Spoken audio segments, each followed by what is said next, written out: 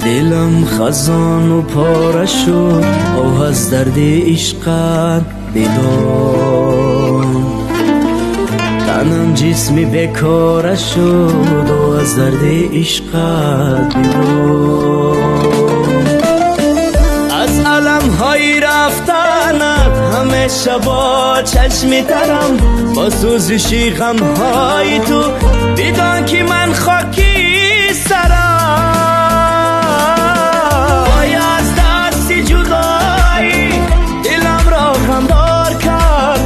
چرا تو به وفایی عالم را افگار کرده، آغوش ای غم کردی این قلبی عاشقم را.